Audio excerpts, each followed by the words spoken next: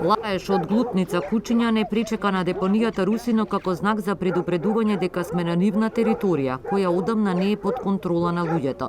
Распоредени по граничната линија околу целата депонија го следат секој чекор, кој унака е несигурен од вознемирувачката гледка. Расфрлани коски, остатоци од животни, употребени шприцови, делови од мебел, облека, детски играчки, шишиња, храна и секаков друг отпад. Ова, како што може да видите, е тешка катастрофа, која што е на 120.000 метри квадратни, се шири. Еве можете да видите и багерот, таму е зеленило, сега го тераат ѓубрето натака, само ја шират депонијата. Ние се залагаме за да не постои.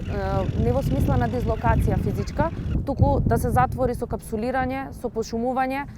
Има исцедок кој што прави реки, ги загадува и реките и си прави вирови, базени. Значи загадена е животната средина од аспект на воздух, од аспект на почва, од аспект на води.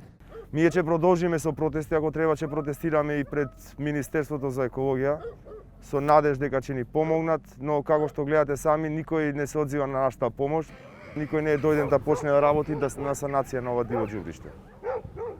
Де јуре никој не се грижи за ова место. Надлежноста е кај гостиварското комунално предпријатие, но поради неговите ограничени капацитети не е во можност редовно и одговорно да менаџира со отпадот. И додека бевме на оваа депонија, на секој 10 минути по еден натоварен камион со отпад го качуваше ридот. Се изфрлаше отпад само од Гостивар, откако од граѓанското движење Стоп Русино не дозволуваа таму да се депонира отпадот и од останатите општини од Полошкиот регион. Тие и натаму вршат контрола на оваа рампа, каде и денеска дежураа.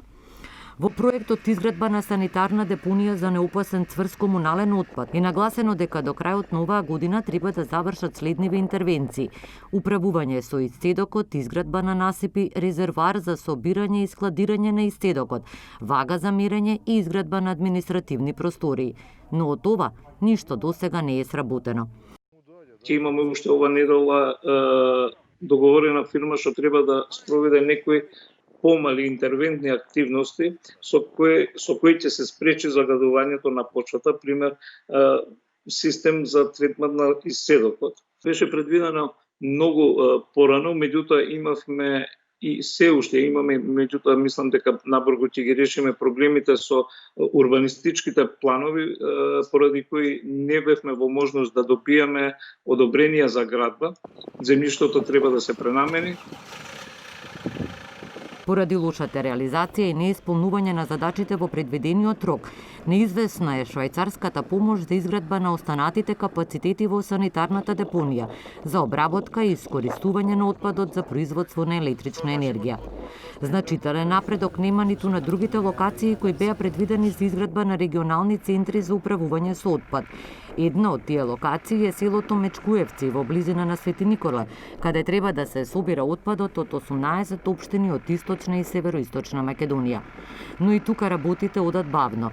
Најголем проблем се е несогласувањата меѓу општините, кој да управува со новото јавно предпријатие кое ќе треба да менаџира со центарот за отпад. Па според она што го вети од Европската Унија, бидејќи имавме интензивни преговори минатата година, се надевам дека целиот овој комунален отпад од малтене пола држава ќе биде сместен во Мечкуевци, односно преработката ќе биде со современи услови, односно технологијата ќе биде најсовремена со цел да не ја загадуваме животната средина. Долгите процедури го вклучија алармот на Брисел, па Македонија беше преместена во листата на чекање. Now we are at a stage where we are reapplying we are going to answer to the EU delegation in Brussels and with the updated information. Unfortunately, there is a delay in place.